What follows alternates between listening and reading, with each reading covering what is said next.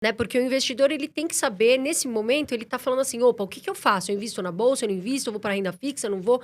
E a gente tem ouvido muitas perguntas, eu particularmente, eu acredito que o André, sobre, eu vou para renda fixa ou vou para bolsa, né?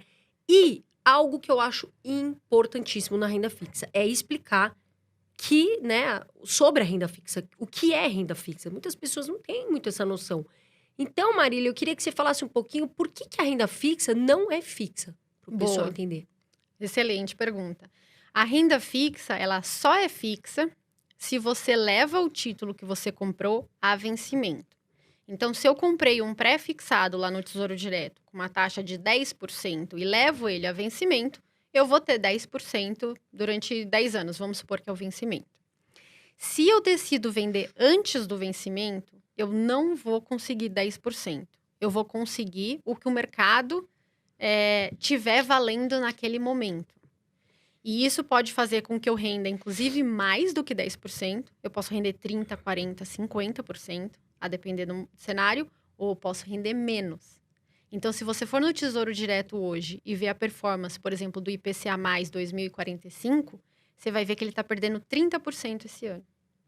Por quê? Pelos efeitos de marcação a mercado. Se eu levar até vencimento, eu vou ter aquela taxa, IPCA mais 5,5%. Mas se no meio do caminho algo mudar nas De repente taxas você de tirou o juros, dinheiro, mexeu, né? você precisou, teve a pandemia, você precisou, ou então a sua filha precisa ir para a faculdade, ou então você quer investir num novo negócio, precisa resgatar aquele dinheiro, você não vai receber a taxa contratada. O que vai influenciar no quanto você vai receber? A marcação a mercado. O que é a marcação a mercado?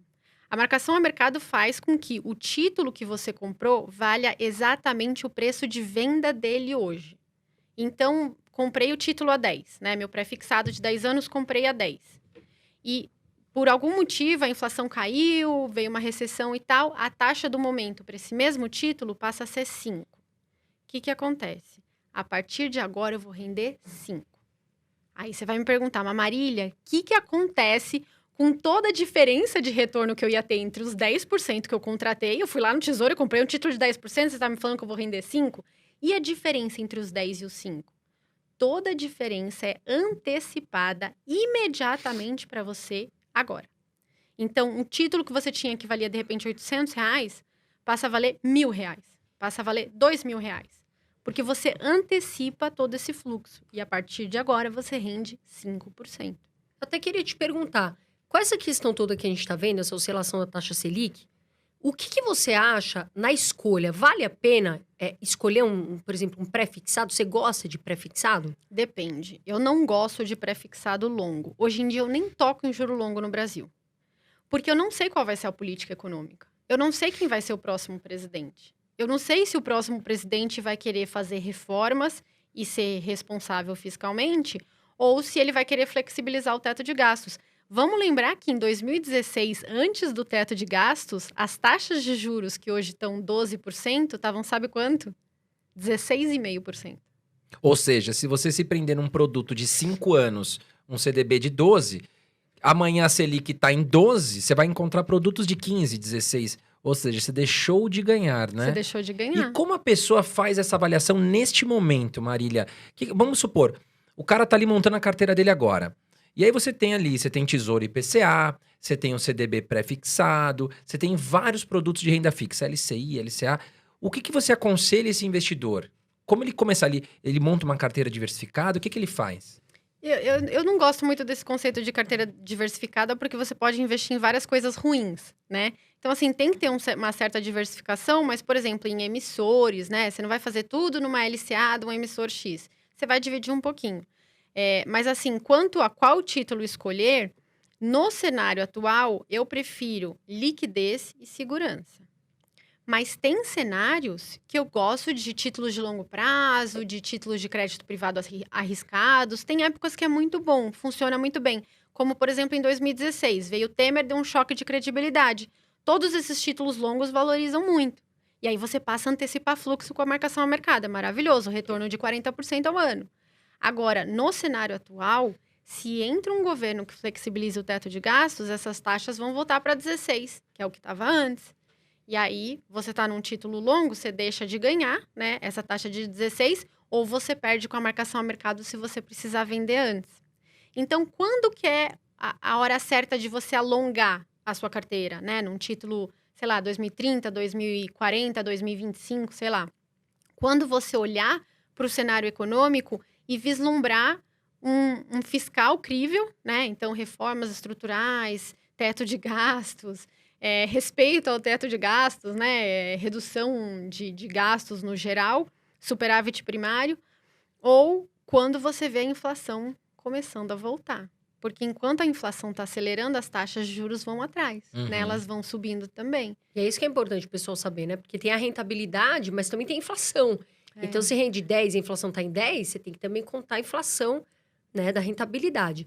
Agora, Marília, o que eu acho importante, que eu queria que você esclarecesse? Tem muitas pessoas que estão aqui, que não tem problema nenhum, a gente está aqui para abraçar todos, né? A gente quer que o brasileiro voe e comece. Que estão começando a jornada. E elas têm dificuldade de saber o que é um CDB, o que é LCI. E eu queria que você explicasse um pouquinho como escolher um bom CDB, uma boa LCI na sua visão. Olha, cada título segue um propósito, né? Imagina que você tem vários soldados, né? E você tem que escolher qual soldado vai para cada batalha. Então, em épocas de inflação mais alta, você vai ficar lá mais num pós-fixado, porque daí você sabe que a Selic vai subir e aí ele vai render cada vez mais, né? Tipo um Tesouro Selic. E aí você quer render um pouquinho mais do que o título do governo, você vai para os CDBs e para as LCIs e LCAs. O que são CDBs, LCIs e LCAs? São títulos de bancos, são emitidos por bancos. Mas qual é a característica principal deles? Eles não têm marcação a mercado. Eles não são líquidos. Quando você compra um CDB de 1 ano, você tem que ficar 1 ano com o investimento.